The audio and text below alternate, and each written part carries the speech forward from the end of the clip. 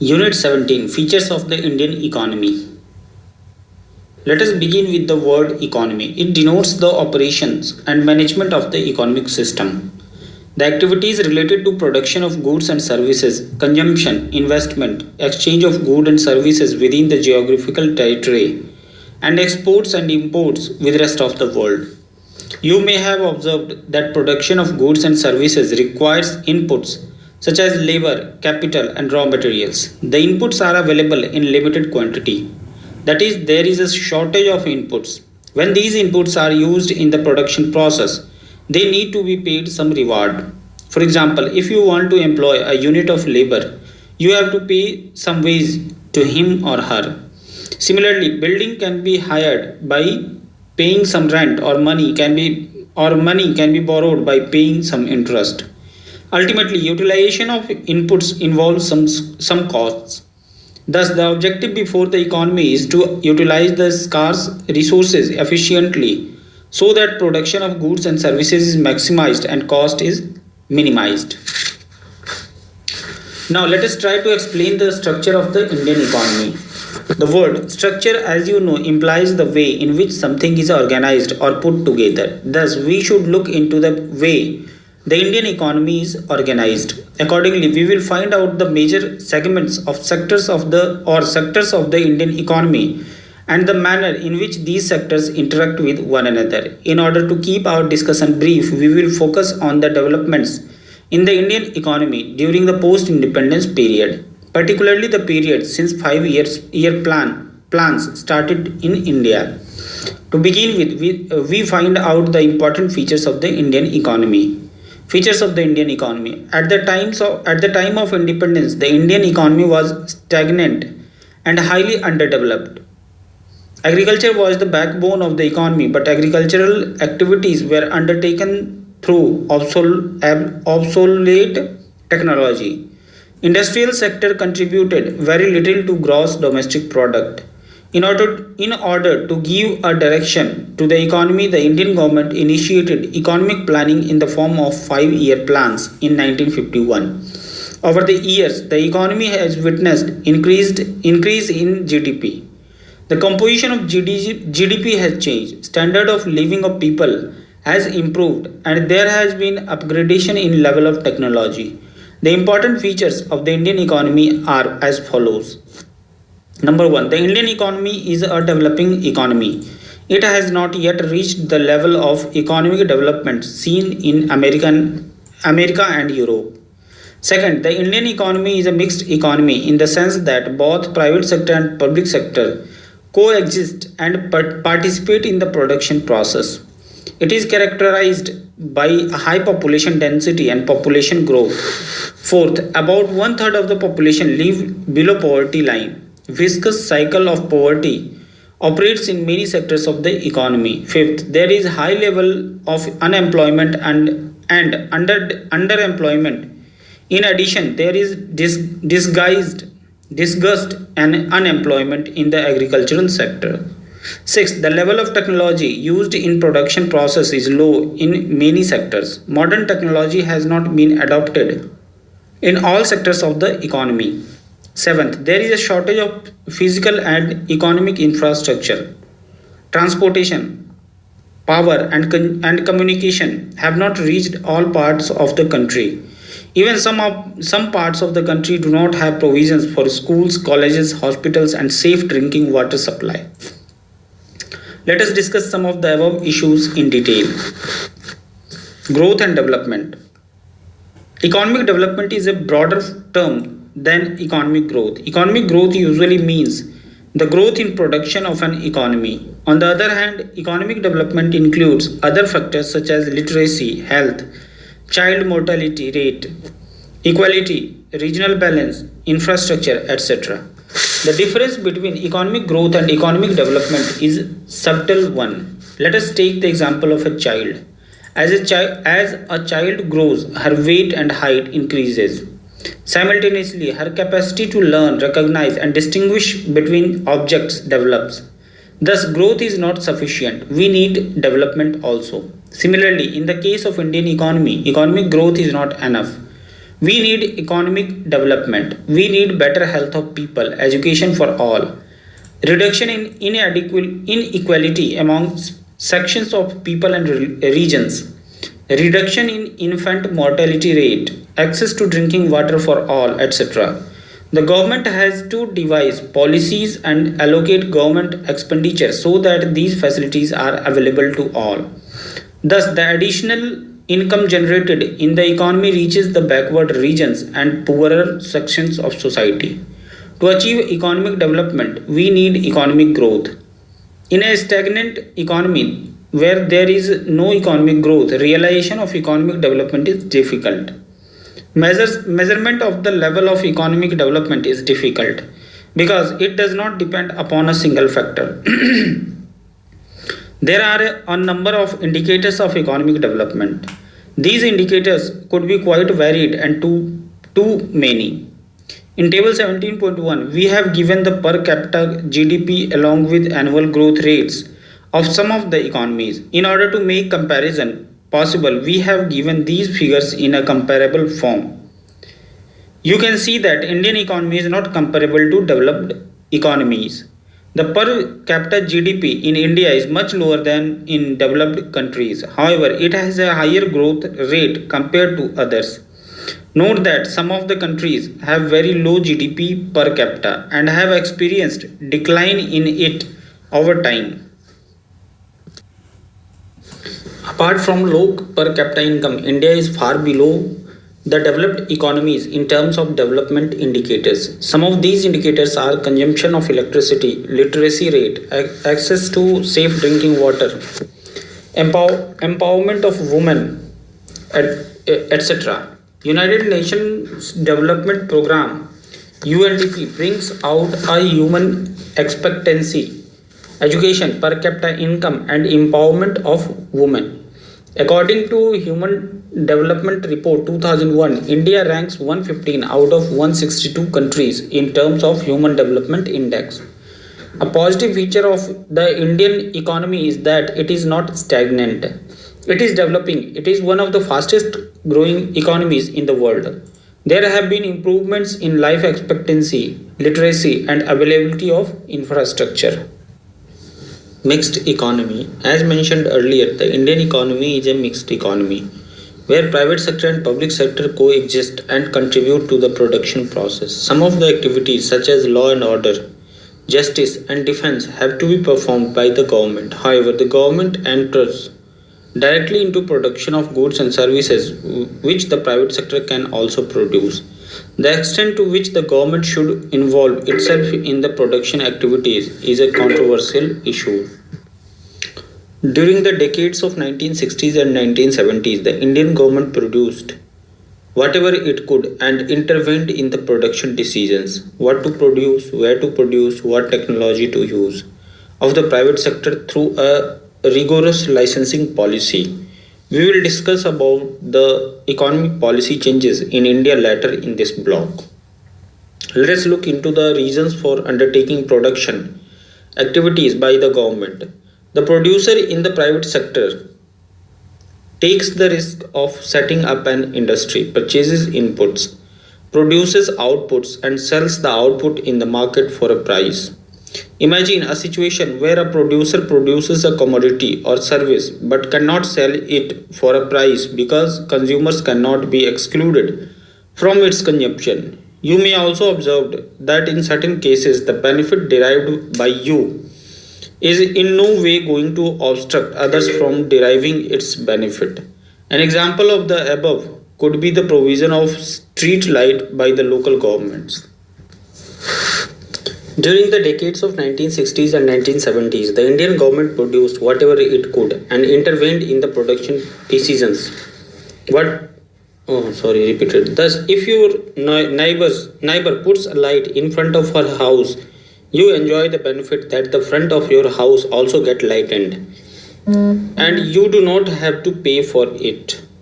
In this case, there is a market failure in the sense that your neighbor cannot charge you for the benefit you derive. Thus, she does not have any incentive to put a bulb in front of her house. On similar logic, you can also We can, on similar logic, you also do not put a bulb in front of your house, which requires street lighting by the government. Secondly, infrastructures such as road, ports, dams, etc. require a huge investment, but the rate of return is very low in the short term.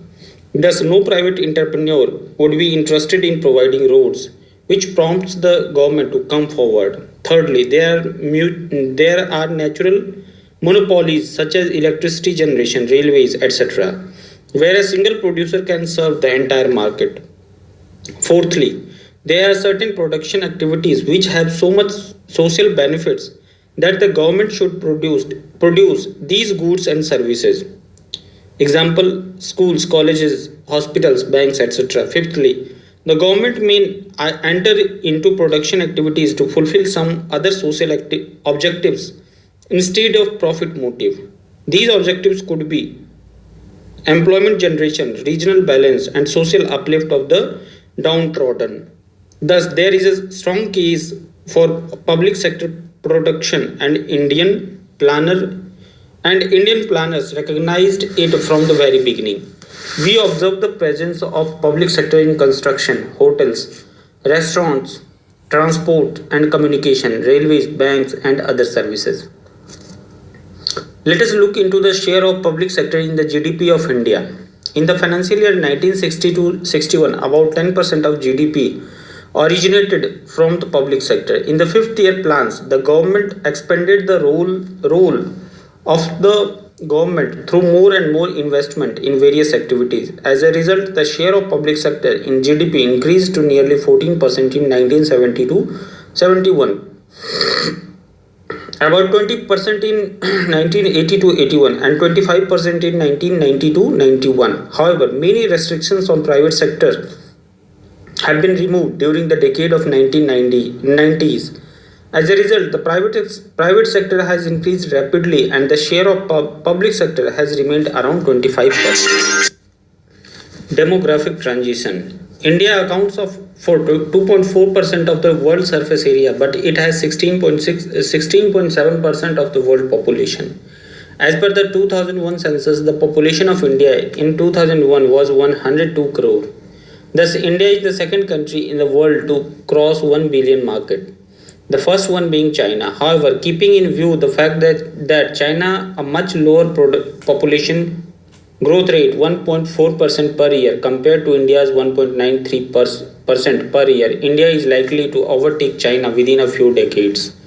Change in the size of population takes place through three demographic events: birth, death, and migration. In the Indian economy, migration has played a negligible role in population growth. Thus, population growth is largely due to higher birth rate than death rate. In an economy, there is a pattern in which demographic transition takes place. Such transition can be divided into three stages. It has been observed that when the level of development is low in an economy, both birth rate and death rate are high. As a result, population growth rate is not that high. This is the first stage of demographic transition. When economic development takes place, the economy moves on to the second stage.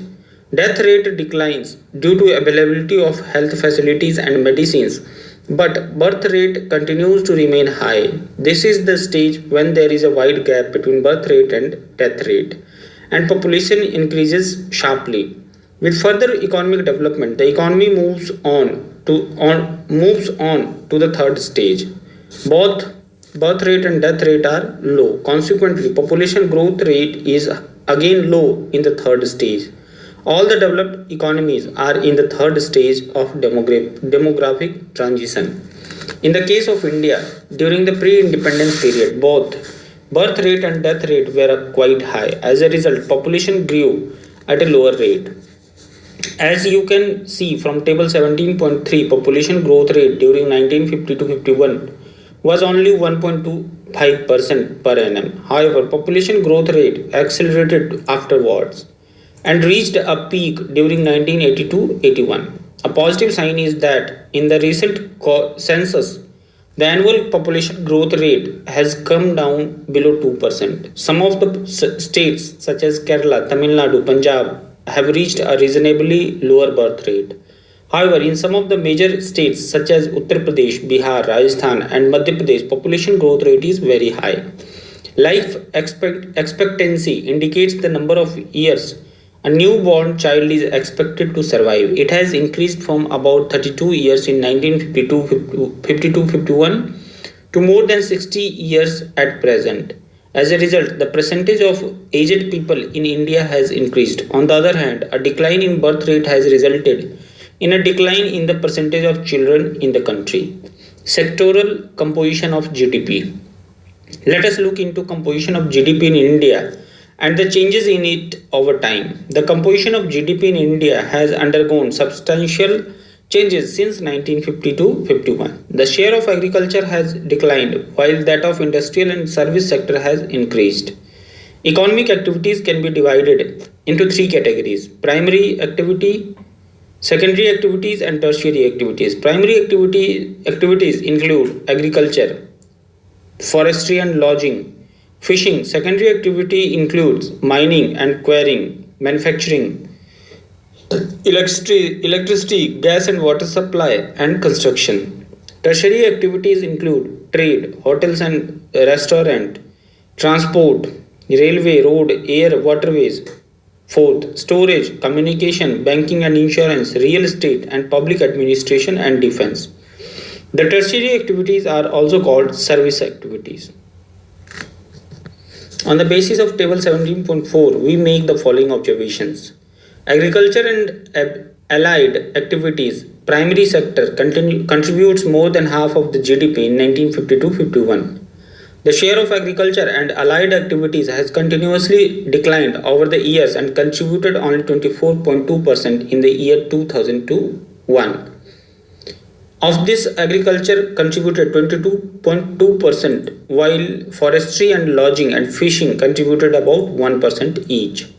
The share of services sector has increased from 28% in 1950-51 to 48.5% in 2001.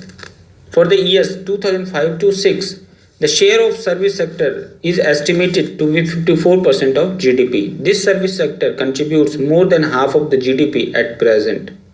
The share of secondary sector has increased from 14.3% in 1950 to 51 to 27.3% in 2001. Subsequently, it declined to 26.1% in 2005-6. The decline in the share of primary sector in GDP has taken place as the secondary and tertiary sectors have registered higher growth rate than the primary sector. In fact, the government has attempted to promote the secondary and tertiary sectors. If we look into the sectoral composition of GDP of the developed economies, we find that primary sector contributes less than 5% of GDP.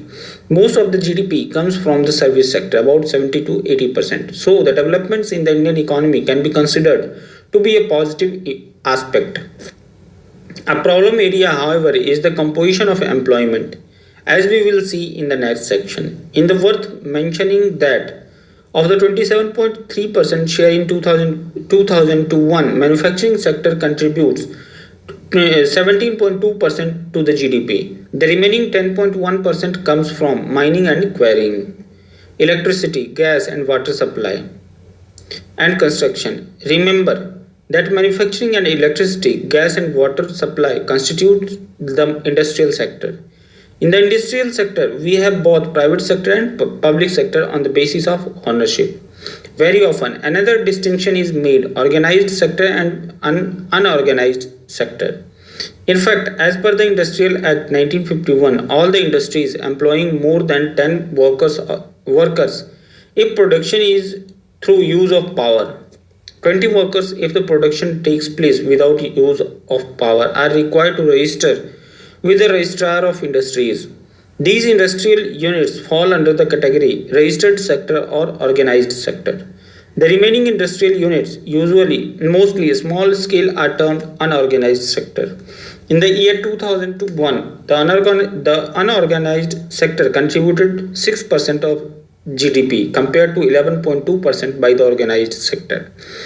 In the year 1950 to 51, both organized and unorganized sectors contributed almost equally to the GDP at 4.5% each.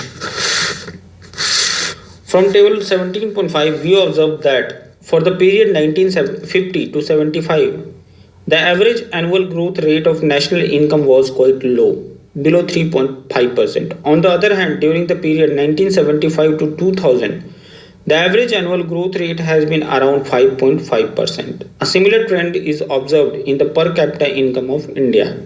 Per capita income is defined as national income divided by total population of the country. It is obtained by subtracting population growth rate from the growth rate of national income. We should mention that before 1975, growth rate in national income was relatively lower while population growth rate was higher. As a result, per capita income increased as a very low rate. On the other hand, after 1975, growth rate in national income was higher while population growth started slowing down. Consequently, per capita income increased at a relatively higher rate. During the period 1992 to 2002, per capita income has increased at around 4% per annum.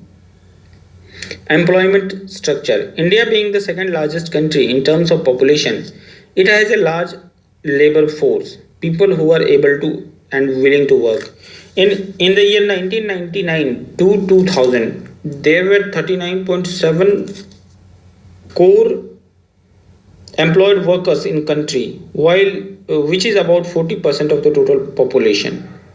The remaining 60% population in the country are dependents. Thus, for every worker there is 1.5 dependents. These dependents constitute children, aged and unemployed. Because of high population growth rate, the percentage of children in India is higher than in developed countries. Agriculture has been the main source of employment in India. During the period of 1950 to 70, it provided employment opportunity to more than two-thirds of the labor force.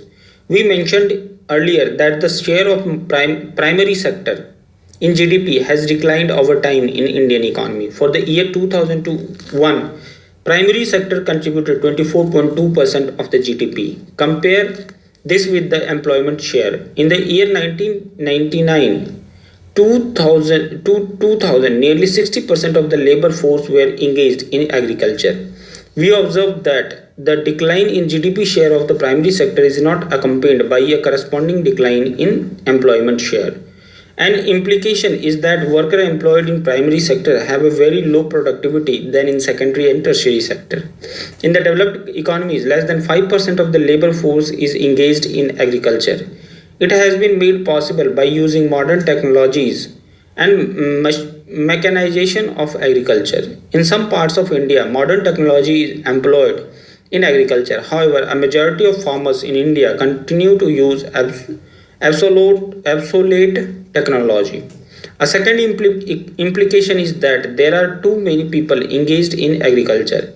In fact, agriculture has been a way of life for the household engaged in agriculture activities. Very few children look for employment outside agriculture, and those who do not get employment anywhere else start working in the family owned land. As a result, often we see a feature termed disguised unemployment in Indian agriculture. It is a situation where a person is engaged fully in agriculture but his contribution is zero. It implies that if we take away the worker agriculture, output will not decline. Suppose 5 persons are working in a field and output is 10 tons of wheat. If we reduce the number of workers to 4, then also output will remain the same. Thus, the fifth worker worked in the field, but he is as good as unemployed because his contribution is zero. It has been a policy of the government to shift the additional labor force in the agriculture sector to secondary and tertiary sectors. Recall the service sector contributes more than half of the GDP but provides employment to less than one-fourth of the labor force. Thus, the productivity of labor is higher in the service sector. Intergovernmental fiscal relations. As we are aware, India follows a democratic form of government which is federal in nature. We have different layers of government with specific power and responsibilities defined by the Indian Constitution. Taking into account the amendments made so far, the Constitution provides for three layers of government: central, state, and local. In order to carry out its responsibilities, the government at each level has been assigned powers to impose taxes on individuals and organizations based on criteria such as income, expenditure, production, and certain economic transactions. The major source of revenue for the central government is income tax, central excise, and custom duties on import of goods. On the other hand, there is a long list of taxes assigned to the states, including taxes on alcoholic beverages, agricultural income, and land. But the major source of tax revenue of the states is the sales tax. The tax based of the local governments is limited to local services and production. We have to keep certain things in mind while analyzing intergovernmental fiscal relations. One, there should be no fiscal overlapping so that the same tax should not be imposed by more than one layer of government. The seventh schedule of the Indian Constitution specifies the manner in which the taxes are to be imposed by the central and state level governments. Two, taxation power is assigned to a particular level of government, keeping in view the geographical area on which the impact of the tax is felt. Thus, the tax categories assigned to the center are generally broad based and their impact is felt beyond state boundaries. 3. The residual power with respect to the taxation remains with the central government. While exercising such powers, the center introduced service tax during 1990s on the provision of specific services.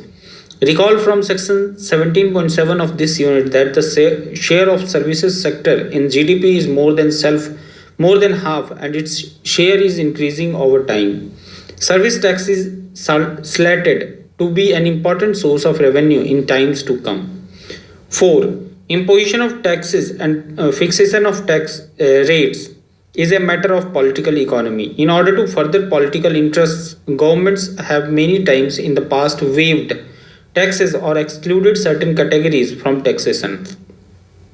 A widely debated issue in this context is imposition of taxes on agricultural income, which is a state subject, and state governments have invariably avoided taxation of rural rich. It has given rise to widespread tax evasion as individuals take advantages of concessions allowed to farmers and report non-agricultural income as agricultural income. 5. There is a mismatch between the tax base and responsibilities assigned to different layers of governments. The states have always complained about inadequate revenue compared to the expenditure. Similarly, there is a shortage of funds at local government level compared to the expenditure they carry out. 6. Tax base is unevenly distributed across states. For example, rich states have a relatively higher share of people who pay taxes. Similarly, relatively higher amount of excise duties is collected from industrially better off areas. In order to tackle the problems of inadequate tax revenue at the state level, the center transfers fund to the states. Apart from meeting the gap between revenue and expenditure, the devolution of funds to subordinate layers of government has the effect of bringing the regional balance in economic development over time. There are three modes of transfer of funds from center to the states. First, the center collects certain taxes, particularly personal income tax and excise duties, and allocate a share of the tax proceeds to the states. In order to streamline such allocation, the Constitution provides for setting up of a finance commission every 5 years, which suggests criteria of such sharing between the center and states on the one hand and amongst different states on the other. So far 12 finance commissions have been set up, and each finance commission has suggested formula for devolution of funds. The factors taken into account while suggesting such as formula have been while suggesting such formula have been poverty, backwardness, tax effort, fiscal discipline and population. The second mode of transfer of funds from center to the states is the grants and loans extended to states for implementing development plans. As you know, while preparing the 5-year plans, the center sets targets and investments by different sectors of the economy. Against this backdrop, the states prepare their annual plans, which is approved by the Planning Commission. The states receive grants and loans from the center, which supplement the revenue generated at the state level. The Planning Commission allocates funds to the states as per a formula devised by the National Development Council. For major states, the ratio of the grants to loan is 30-70.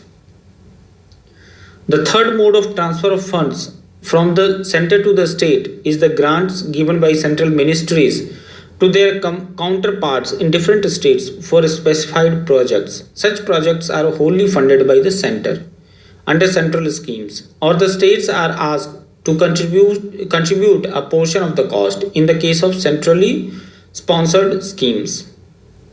The devolution of funds from the center to the states has been a matter of political economy. The allocation of funds across the states, particularly by the Planning Commission and central ministries, is riddled with bargaining power of the state government, presence of pressure groups, and political interests rather than balanced economic growth. The grants extended to local bodies by the states is mostly discretionary and no set rule is formulated so far. The adoption of value added tax VAT by states in lieu of sales tax has opened up fresh debates on tax base of the state government. Summary: Indian economy is considered to be a developing economy. At the time of independence, the agricultural sector contributed about 50% of the GDP. Over the years, its share has decreased to about 22% of GDP, which means that the share of industrial and service sectors is increasing. This is a positive development. But agricultural sector employs about 60% of the labor force, and this percentage is not declining, which is a matter of concern. India is the second largest in terms of population, and it is still growing at a very high rate. About one third of the population in the country are poor. There is considerable underemployment and unemployment in the economy also. The federal nature of government in India requires interaction among different layers of government according to set rules. It is also desirable to achieve consistency between revenue generation and government expenditure to carry out responsibilities at each layer of government. Keeping in view the shortage of funds at the state level, the center provides grants and loans to the states. India has made radical changes in her economic policies since 1991. Economic liberalization has resulted in setting up of more industries and level of technology has improved. The annual growth rate of GDP has increased to about 6% during the liberalization period. Its export potential also has improved, and India has a strong foreign exchange reserve. We will discuss the changes in economic policy, popularly termed economic reforms, in subsequent units.